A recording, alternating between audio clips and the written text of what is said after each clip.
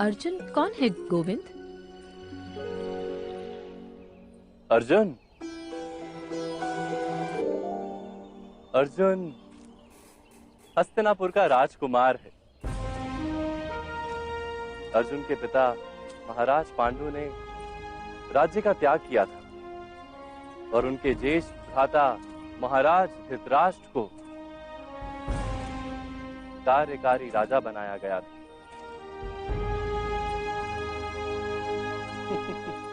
और अब धृतराष्ट्र के पुत्र दुर्योधन को भी राजा बनना है। पर सिंहासन योग्यता के आधार पर मिलना उचित होता है, इच्छा के आधार पर नहीं। इस दृष्टि से हस्तिनापुर के सिंहासन पर अधिकार महाराज पांडु के ज्येष्ठ पुत्र युधिष्ठिर का है। और जब युधिष्ठिर को युवराज बना दिया गया तो क्रोध, ईर्ष्या और हताशा से घिरकर दुर्योधन ने पांचों भाइयों को एक राजभवन में जला दिया।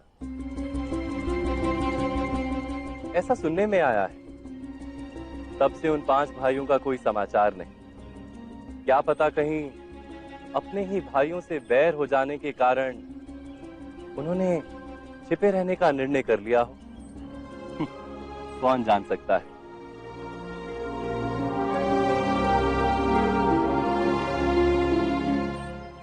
अर्थात यदि इन बातों में सत्य है तो पांडव कुमारों ने अन्याय स्वीकार कर लिया, विरोध भी नहीं किया और आप उन्हें शक्तिमान कह रहे हैं। विरोध शक्ति का प्रमाण नहीं होता द्रौपदी।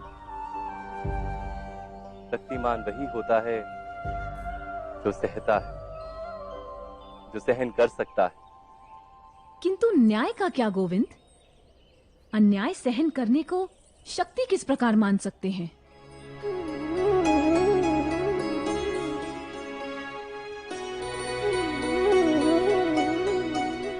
जब हृदय से क्रोध और विरोध निकल जाता है तब सहन शक्ति ही धर्म की शक्ति बन जाती है। क्रोध से प्रतिशोध जन्मता है और धर्म से न्याय। द्रौपदी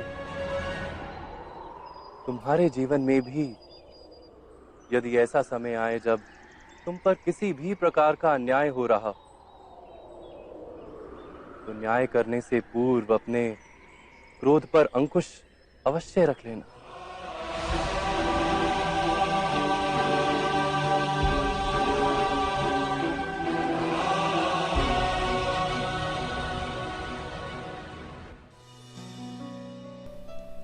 जब द्रौपदी ने कहा कि पांडवों के साथ बार बार इतना सब कुछ होता रहा, दुर्योधन ने उनका अपमान किया, उनको मारने की भी कोशिश की, फिर भी वो सहते रहे, तो वो किस प्रकार शक्तिमान हुए? वो तो निर्बल हुए। तब श्री कृष्ण भगवान ने कहा कि विरोध करना वो शक्ति का प्रमाण नहीं, किंतु सहन शक्ति यानी कि सहन करना वो शक्ति का प्रमाण होता है। तब द्रौपदी ने कहा तो फिर न्याय का क्या? बार बार अन्याय सहन करना वो किस प्रकार शक्तिमान होता है? वो तो निर्बलता का प्रमाण होता है। तब श्री कृष्ण भगवान ने कहा कि जब हृदय से क्रोध, प्रतिशोध, वैर ये सारी भावनाएं निकल जाती है तब वो धर्म की शक्ति बन जाती है। यानी कि हम जब क्रोध में कोई निर्णय लेते, क्रोध में जब हम कोई न्याय करने जाते तो वो प्रतिशोध कहलाता है। अगर हम क्रोध में किसी को दंड देना चाहते तो वो प्रतिशोध कहलाता है। लेकिन जब हमारे हृदय से यानी कि सारी भावनाएं, वैर, प्रतिशोध वो निकल जाए तब वो धर्म की शक्ति बन जाती है और धर्म से सिर्फ न्याय होता है। यानी कि क्रोध में अगर हम किसी को दंड दें तो वो प्रतिशोध होता है, और अगर हम धर्म यानी कि सारी भावनाओं, वैर, प्रतिशोध को त्याग कर हम अगर किसी को दंड दें तो वो न्याय होता है।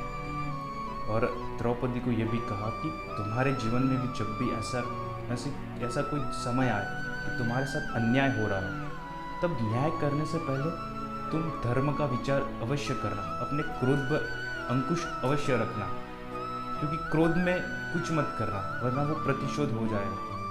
सारी भावना को त्याग करके और फिर तुम निर्णय लेना, फिर दंड देना, तो वो न्याय होगा। बहुत बड़ी बात कह दी श्री कृष्ण भगवान ने। जय श्री कृष्ण, जय श्री राम।